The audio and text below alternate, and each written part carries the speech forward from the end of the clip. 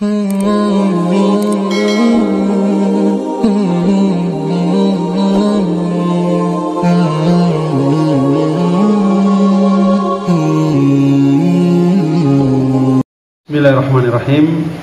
Assalamualaikum warahmatullahi wabarakatuh. Innal hamdalillah nahmaduhu wa nasta'inuhu wa nastaghfiruh wa nastahdi wa natubu ilaih wa na'udzu billahi min syururi anfusina wa min sayyiati a'malina may yahdihillahu fala mudhillalah wa may yudlil fala hadiyalah. Wa ashhadu an la ilaha illallah wahdahu la syarikalah wa ashhadu anna Muhammadan abduhu wa rasuluh. Allahumma salli wa sallim ala nabiyyina Muhammad wa ala alihi wa ashabihi wa man sara ala nahjihim ila yaumil qiyamah, amma ba'd. Ikhwani fiddin, hafizakumullah. Alhamdulillah, kembali kita bersyukur kepada Allah Subhanahu wa taala di mana pada malam hari ini kita dapat melaksanakan salah satu aktivitas yang insyaallah dapat membawa manfaat, faedah untuk kita semuanya, sehingga mengantarkan kita pada jalan-jalan keselamatan dan kemudahan menuju surga Allah Subhanahu wa taala. Pada malam hari ini kita akan membahas satu judul, yakni golongan yang dirahmati Allah Subhanahu wa taala. Kita manusia, utamanya orang-orang yang beriman, sangat mengharapkan rahmat Allah Subhanahu wa taala. Bahkan Nabi Adam alaihissalam ketika melakukan kesalahan, yakni mendekati sebuah pohon yang Allah Subhanahu wa taala larang untuk didekati, namun ternyata beliau melanggarnya. Yang beliau panjatkan sebagai doa beliau adalah Rabbana zalamna anfusana, wahai Rabb kami, sungguh kami telah menzalimi diri-diri kami. Fa illam taghfir lana, dan jika engkau tidak mengampuni kami, wa tarhamna, dan tidak merahmati kami, lanakunanna minal khasirin, maka sungguh pasti kami menjadi orang yang merugi. Jadi kalau kita tidak mendapatkan rahmat dari Allah Subhanahu wa taala, maka kerugian akan menimpa kita. Bahkan Nabi SAW menyampaikan, setiap orang masuk surga bukan karena amalnya, tapi karena rahmat Allah Subhanahu wa taala. Sehingga penting untuk kita mengetahui siapa golongan yang dirahmati Allah Subhanahu wa taala, dan tentunya kita akan merujuk kepada kalamullah, perkataan Allah Subhanahu wa taala, karena dialah yang berkehendak untuk menentukan siapa yang Allah rahmati dan siapa yang Allah Subhanahu wa taala murkai. Maka ketika Allah Subhanahu wa taala menyebut inilah yang dirahmati, maka kita berupaya untuk masuk dalam golongan orang-orang tersebut, sifat orang-orang tersebut, agar kita mendapatkan rahmat Allah Subhanahu wa taala. Karena kita tidak bisa lepas dari yang namanya rahmat. Manakala kita terlepas dari rahmat Allah Subhanahu wa taala, artinya kita berada dalam laknat dan murka Allah Subhanahu wa taala. Bahkan orang-orang yang berada dalam kubangan kemaksiatan, berada dalam lumpur dosa, berbuat pelanggaran, dia tidak boleh berputus asa dari rahmat Allah Subhanahu wa taala, sebab rahmat Allah Subhanahu wa taala sangat luas. Allah Subhanahu wa taala menyampaikan dalam Al-Qur'an surat Az-Zumar ayat 53. Qul, katakan, ya ibadiyalladzina asrafu ala anfusihim, wahai hamba-hambaku yang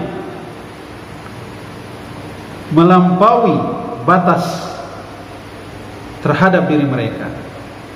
Artinya yang berbuat dosa dan maksiat, yang berbuat pelanggaran, yang berbuat nista, yang bisa saja kemudian menganggap bahwa dia telah jauh dan tidak bisa kembali lagi. Maka Allah Subhanahu wa taala menyampaikan, la taqnatu mir rahmatillah. Jangan kalian berputus asa dari rahmat Allah Subhanahu wa taala. Bagaimanapun besarnya dosa manusia, kata Allah Subhanahu wa taala, innallaha yaghfiru dzunuba jami'an. Sesungguhnya Allah Subhanahu wa taala mengampuni semua dosa. Mau dosa syirik, membunuh, berzina, dosa apa saja yang Allah Subhanahu wa taala masukkan dalam kategori dosa besar, yang besar, maka kata Allah Subhanahu wa taala, jangan berputus asa. Allah Subhanahu wa taala mengampuni, termasuk syirik. Sebagian orang mengira bahwa syirik itu dosa yang tidak bisa diampuni, merujuk pada firman Allah Subhanahu wa taala, innallaha la yaghfiru ayyushraka bihi. Sesungguhnya Allah Subhanahu wa taala tidak akan mengampuni orang yang mempersekutukannya. Lalu dia menganggap bahwa kalau begitu, siapa yang berbuat syirik maka tidak usah minta ampun, Allah tidak akan ampuni. Ya, padahal yang benar, ikhwas sekalian, ayat yang dimaksud adalah bila dia mati dalam keadaan musyrik, maka Allah Subhanahu wa taala tidak akan mengampuninya. Tapi kalau dia masih hidup lalu berbuat kesyirikan, lalu kembali dia sadar, diingatkan, dia pun menyadari kekeliruannya, dosa besar yang dia lakukan, lalu dia dengan penuh keikhlasan, taubatan nasuha, maka Allah Subhanahu wa taala selalu membuka pintu rahmatnya, mengampuni hamba-hambanya. Olehnya Allah Subhanahu wa taala menyampaikan kepada hamba, jangan berputus asa, kembali kepada Allah Subhanahu wa taala. Bagaimanapun dosa kita, tingginya seperti gunung, luasnya seperti samudra, maka tetap memohon ampun kepada Allah Subhanahu wa taala, sebab rahmat Allah Subhanahu wa taala sangatlah luas. Olehnya Allah Subhanahu wa taala menyampaikan, ya ibadi innakum tukhti'una bil-laili wan-nahar wa ana aghfiru dzunuba jami'an fastaghfiruni aghfir lakum. Wahai hamba-hambaku, sesungguhnya kalian berbuat dosa siang malam, berbuat dosa siang dan malam, dan sesungguhnya aku adalah zat yang mengampuni semua dosa, maka minta ampunlah kepadaku, niscaya aku akan mengampuni dosa-dosa kalian. Ini menunjukkan bahwa Allah Subhanahu wa taala betapa luas rahmatnya. Dalam sebuah ayat disampaikan, surat Al-Baqarah, bagian-bagian akhir, ketika para ulama menyebutkan ayat ini, maka kemudian mereka menyampaikan, lihatlah Allah Subhanahu wa taala mendahulukan ampunan rahmatnya baru azabnya. Fayaghfiru liman yasha wa yu'adzibu man yasha. Allah Subhanahu wa taala mengampuni dosa bagi siapa yang dikehendaki dan mengazab bagi siapa yang dikehendaki. Allah Subhanahu wa taala mendahulukan rahmatnya. Olehnya kita selalu berupaya untuk menjadi hamba-hamba Allah Subhanahu wa taala yang dirahmati. Sangat merugi kita di akhirat kelak, di saat Allah Subhanahu wa taala membuka rahmatnya yang begitu luas, justru di akhirat kita menjadi orang-orang yang terlaknat, menjadi orang-orang yang dimurkai Allah Subhanahu wa taala. Lalu siapakah orang-orang yang Allah Subhanahu wa taala rahmati? Kita akan sebutkan berdasarkan dalil. Semoga kita semua menjadi hamba-hamba yang mengikuti petunjuk arahan Al-Qur'anul Karim, agar kita mendapatkan rahmat Allah Subhanahu wa taala, sehingga dengannya kita dicintai oleh Allah Subhanahu wa taala, kita diridhoi oleh Allah Subhanahu wa taala, tidak berjalan dalam keadaan kita dimurkai Allah, dan di akhirat kelak kita dimasukkan ke dalam surganya. Itu yang kita harapkan. Orang-orang yang dirahmati Allah Subhanahu wa taala, yang pertama, ini bukan urutan, tapi inilah orang-orang yang Allah rahmati. Kita sebutkan. Yang pertama adalah mereka yang bersabar dan selalu mengembalikan segala musibah yang menimpanya, bahwa ini semua datang dari Allah Subhanahu wa taala untuk menguji kita, lalu dia berserah diri, bertawakal, dan mengucapkan kalimat inna lillahi wa inna ilaihi raji'un, istirja. Sesungguhnya kita ini milik Allah, dan sesungguhnya kita semua juga akan kembali kepada Allah Subhanahu wa taala, yaitu orang yang bersabar terhadap musibah yang menimpa, maka dia masuk dalam kategori orang-orang yang Allah rahmati. Para nabi dirahmati oleh Allah Subhanahu wa taala karena kesabaran mereka luar biasa. Berbagai macam musibah, cobaan, ujian yang datang menimpa mereka, maka mereka dengan penuh kesabaran menghadapi semua itu. Maka Allah Subhanahu wa taala merahmati mereka. Maka kita hari ini tentu tidak lepas dari yang namanya ujian, dari yang namanya musibah, baik yang sifatnya pribadi atau mungkin keseluruhan secara umum masyarakat. Maka tidak ada jalan lain kecuali kita berupaya semaksimal mungkin untuk menumbuhkan sifat sabar. Dengan kesabaran, Allah Subhanahu wa taala akan merahmati kita dan membangga-banggakan kita dan mengarahkan kita selalu pada petunjuk Allah Subhanahu wa taala. Allah Subhanahu wa taala berfirman, alladzina idza asabathum musibah, orang-orang yang Allah Subhanahu wa taala berikan kepada mereka musibah, cobaan, ujian, qalu, mereka mengucapkan inna lillahi wa inna ilaihi raji'un. Itu ucapan mereka. Mereka kembalikan kepada Allah Subhanahu wa taala. Mereka tidak mencela, mereka tidak memaki, mereka tidak menyalahkan Allah Subhanahu wa taala. Mereka tidak kehilangan arah. Karena ada juga orang diberi ujian, dia menyalahkan Allah Subhanahu wa taala, bahkan sampai menyiksa dirinya. Adapun orang-orang yang dirahmati, maka mereka bersabar. Lalu kata Allah Subhanahu wa taala, ulaika alaihim salawatu min rabbihim wa rahmah. Mereka itulah orang-orang yang Allah beri salawat kepada mereka. Artinya Allah bangga-banggakan. Dan rahmat, Allah berikan rahmat kepada mereka, Allah kasihi mereka. Wa ulaika humul muhtadun, mereka itulah sebenar-benarnya orang yang mendapatkan petunjuk. Karena mereka menyadari ini adalah ujian dari Allah Subhanahu wa taala. Sangat ingin keluar rumah, ada urusan penting, tiba-tiba hujan deras, dia kemudian bersabar. Ini adalah kehendak dan keputusan Allah Subhanahu wa taala. Masih ingin bersama dengan orang yang sangat dia sayangi, sangat dia cintai. Ternyata dipanggil oleh Allah Subhanahu wa taala, dia bersabar. Walaupun air matanya menetes, hatinya bersedih, tapi dia tidak berkata kecuali dengan apa yang Allah Subhanahu wa taala ridhoi. Itu yang pertama, ikhwas sekalian. Jadi bila ingin mendapatkan rahmat Allah Subhanahu wa taala, maka hidupkan, tumbuhkan kesabaran yang kokoh di dalam diri kita. Karena hidup ini pasti akan diuji oleh Allah Subhanahu wa taala.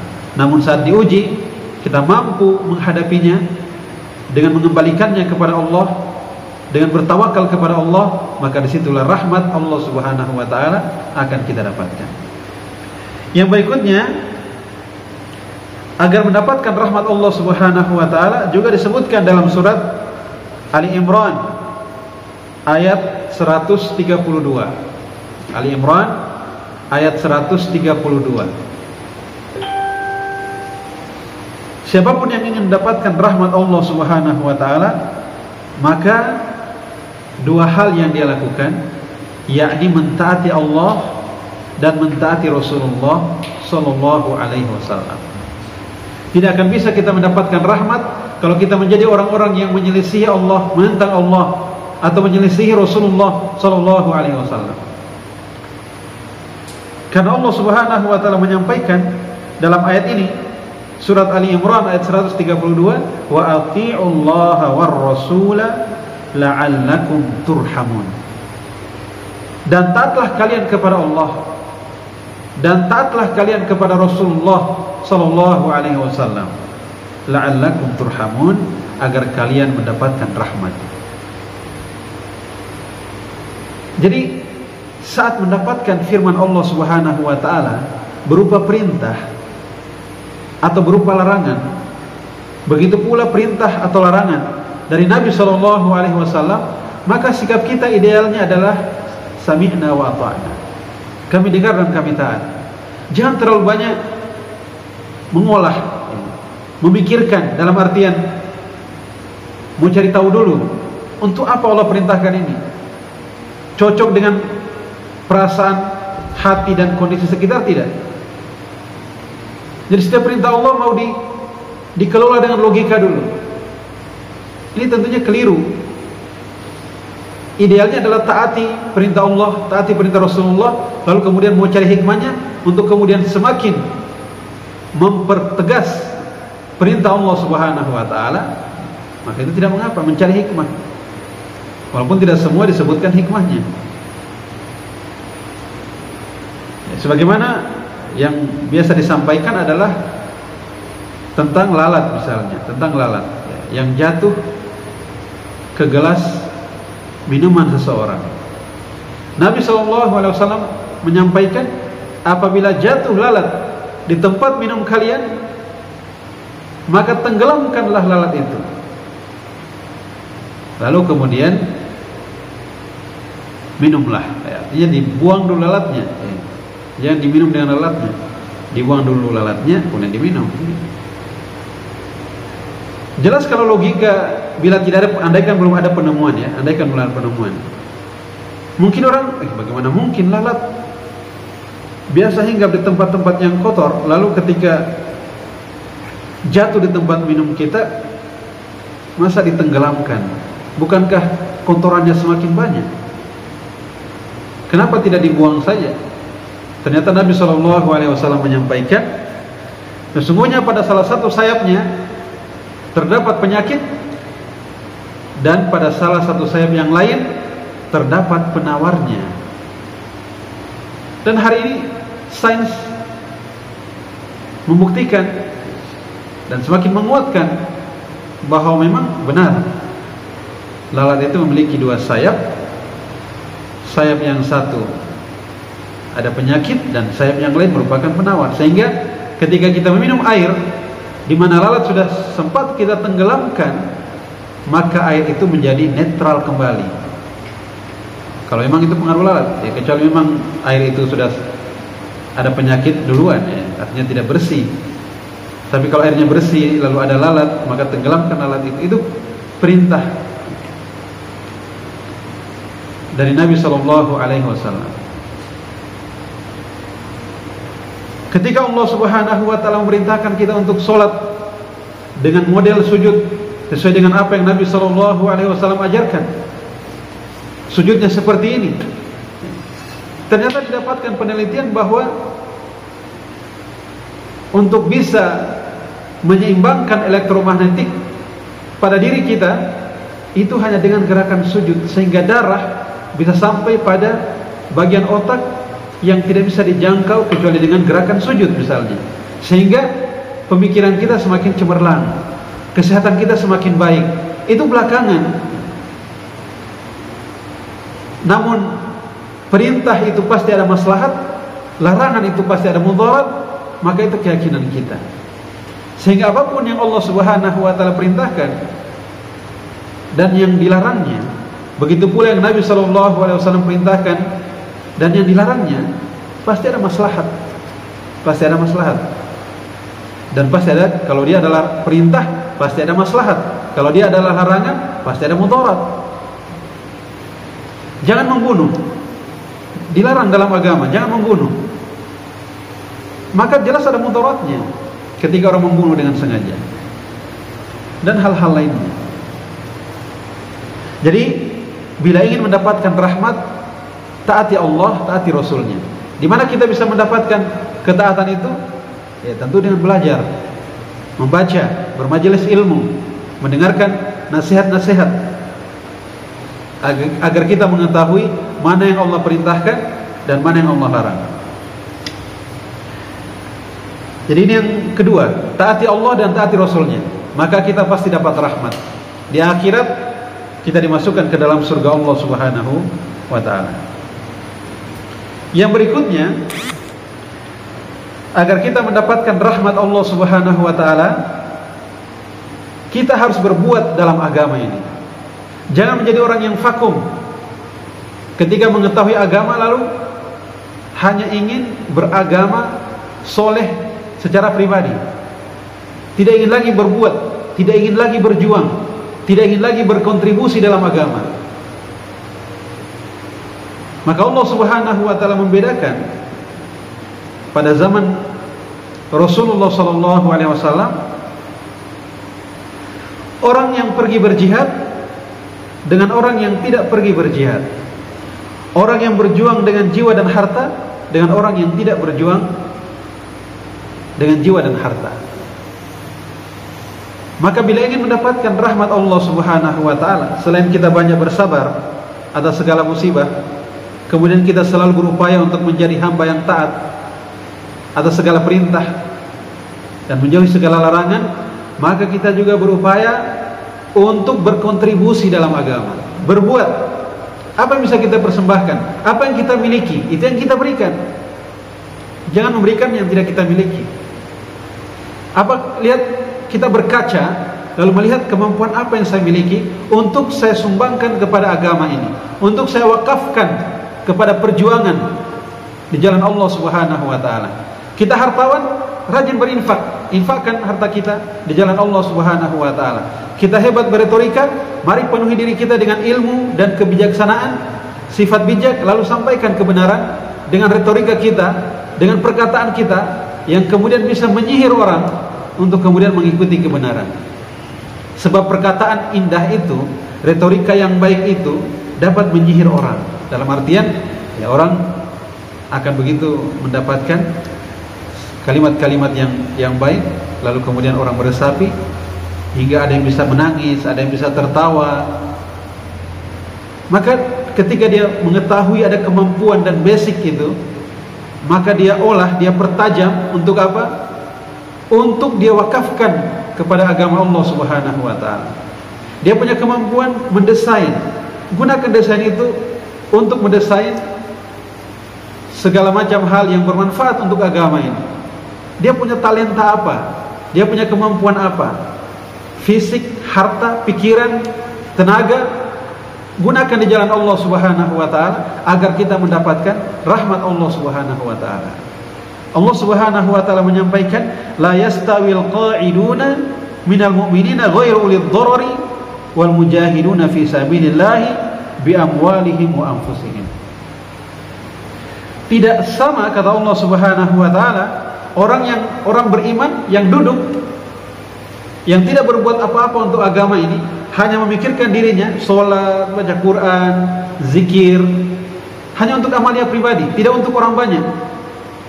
Tidak sama, kata Allah Subhanahu wa ta'ala, dengan orang yang berjuang di jalan Allah Subhanahu wa taala dengan harta-harta mereka dan diri-diri mereka. Tidak sama kata Allah Subhanahu wa taala, beda antara keduanya. Faddalallahu al-mujahidina bi amwalihim wa anfusihim ala qa'idina darajah. Allah lebih meninggikan derajat orang-orang yang berjuang di jalan Allah Subhanahu wa taala dengan segala kemampuan, harta, pikiran, tenaga, diri mereka dengan orang yang sekedar beramal untuk dirinya sendiri. Kata Allah Subhanahu wa taala, darajati minhu wa maghfiratan wa rahmah. Maka bagi orang-orang pejuang itu yang terus berbuat untuk agama ini, menyebarkan Islam ini, membantu perjuangan kaum muslimin, maka mereka mendapatkan derajat yang tinggi dari Allah Subhanahu wa taala, mendapatkan ampunan dari Allah Subhanahu wa taala, dan mendapatkan rahmat dari Allah Subhanahu wa taala. Jadi yang ketiga, berbuatlah untuk agama ini. Yang berikutnya, Allah Subhanahu wa taala menyampaikan kepada kita, bila ingin terus mendapatkan rahmat dari Allah Subhanahu wa taala,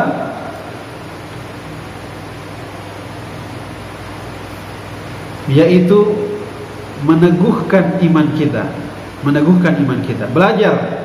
Belajar tentang iman. Artinya kita belajar tentang tauhid, juga belajar tentang syirik, agar kita menjadi orang-orang yang beriman dengan benar. Bagaimana beriman kepada Allah, bagaimana mentauhidkannya dan tidak mempersekutukannya, bagaimana beriman kepada para malaikat, kepada kitab-kitabnya, kepada rasul-rasulnya, beriman tentang hari kiamat, beriman kepada takdir baik ataupun buruk. Kita beriman dengan baik, di mana pangkalnya, dasarnya adalah iman kepada Allah Subhanahu wa taala. Lalu istiqomah. Kita meneguhkan hati kita untuk terus berada di jalan kebenaran. Karena bisa jadi ada orang yang hari ini beriman,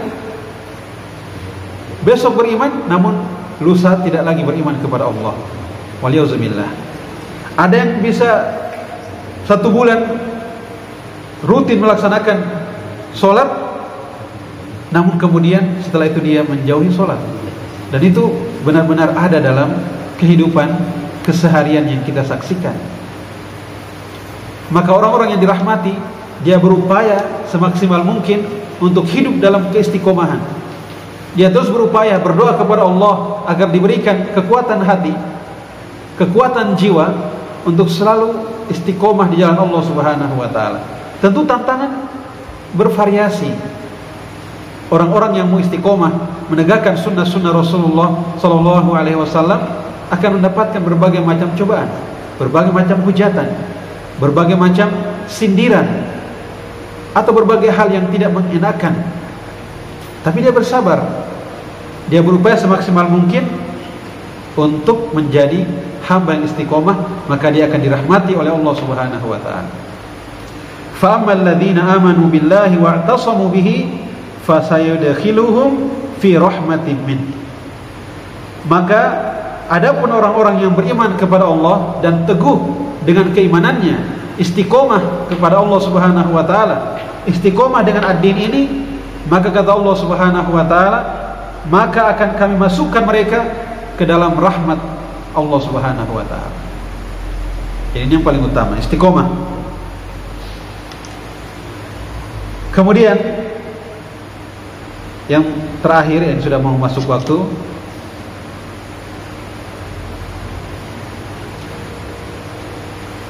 yaitu bila ingin mendapatkan rahmat Allah Subhanahu wa taala, maka dekatlah dengan Al-Qur'an.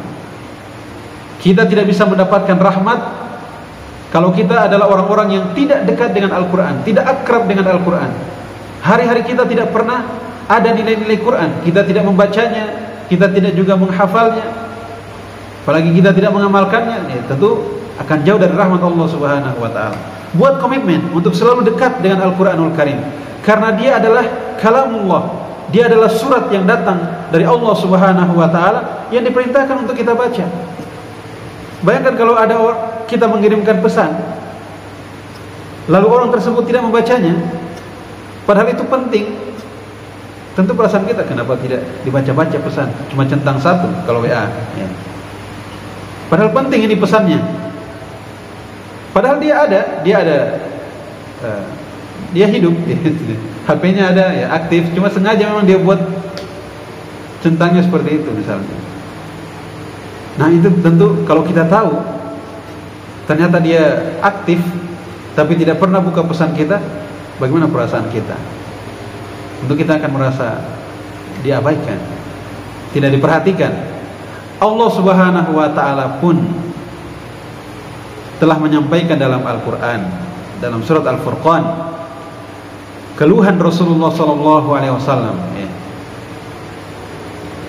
bahwa umatku, kata Nabi sallallahu alaihi wasallam, telah menjadikan Al-Qur'an sebagai sesuatu yang dicuek, sebagai sesuatu yang diabaikan, sesuatu yang tidak dipedulikan. Maka apa firman Allah Subhanahu wa taala selanjutnya? Wa kadzalika ja'alna likulli nabiyyin aduwwan minal mujrimin. Begitulah kami jadikan untuk setiap nabi musuh dari kalangan pendosa. Artinya orang-orang yang jauh dari Quran itu adalah musuh Nabi sallallahu alaihi wasallam. Kalau jadi musuh, maka dia tidak mendapatkan rahmat dari Allah Subhanahu wa taala. Maka semakin kita rajin membaca Al-Quran, kita dekat dengan Al-Quranul Karim, maka akan selalu turun rahmat Allah Subhanahu wa taala. Sebab Allah Subhanahu wa taala menyampaikan dalam surat Al-Isra, "Wa nunazzilu minal Qur'an ma huwa syifaa'un wa rahmah lil mu'minin." Dan kami telah menurunkan dari Al-Quran itu sebagai penyembuh, sebagai obat luar dalam, obat hati dan obat fisik, obat lahir, obat batin, itu Al-Quran. Dan rahmat dari Allah Subhanahu wa taala lil mu'minin, untuk orang-orang yang beriman. Maka kalau dia beriman, dia mesti berupaya setiap hari baca Al-Quran. Jangan sampai hilang dari dirinya tidak membaca Al-Quran tiap hari. Rajin-rajinlah untuk selalu akrab dengan Al-Quran, karena Al-Quran inilah yang akan mengangkat derajat kita. Al-Quran ini bila kita baca, akan ada malaikat yang datang kepada kita, bahkan mendekatkan dirinya kepada kita. Saking senangnya dengan orang yang membaca Al-Quran. Maka Allah Subhanahu wa ta'ala pun mencintai orang-orang yang dekat dengan Al-Quranul Karim. Bahkan Allah Subhanahu wa ta'ala menyampaikan dalam surat Al-A'raf ayat 204, "Wa idza quri'al Qur'an fastami'u lahu." Apabila dibacakan Al-Quran, dengarkan dia. Artinya mendengarkan pun itu kita diperintahkan bila ada yang membacanya. Betapa luar biasanya Al-Quran. Bukan kita yang baca, orang lain membaca. Tapi bila ada orang lain membaca, mari kita dengarkan, mari kita diam. Kata Allah Subhanahu wa ta'ala, "Wa ansitu," diamlah kalian ketika ada yang membaca Al-Quran di hadapanmu. Ketika sebuah majelis sedang ada yang membaca Al-Quran, maka kita yang lain menyimak. La'allakum turhamun, maka kalian akan mendapatkan rahmat. Ini luar biasanya Al-Quran. Maka dari itu, ikhwah sekalian, semoga Allah Subhanahu wa ta'ala memberikan kita rahmatnya. Selalu berdoa kepada Allah Subhanahu wa ta'ala agar kita selalu diberikan rahmat dari Allah Subhanahu wa ta'ala. Sebab dengan rahmat inilah Allah Subhanahu wa ta'ala akan menyayangi kita, mencintai kita, dan memasukkan kita ke dalam golongan hamba-hambanya. Lalu kemudian dengan hal tersebut kita dimasukkan ke dalam surga Allah Subhanahu wa ta'ala. Semoga apa yang kami sampaikan dapat bermanfaat, tentunya buat kami pribadi dan kepada para ikhwah sekalian. Semoga Allah Subhanahu wa ta'ala merahmati kita, dan kita cukupkan. Subhanakallahumma wa bihamdik, asyhadu an la ilaha illa ant, wa astaghfiruka wa atubu ilaik, wa akhiru da'wana alhamdulillahi rabbil alamin. Wassalamualaikum warahmatullahi wabarakatuh.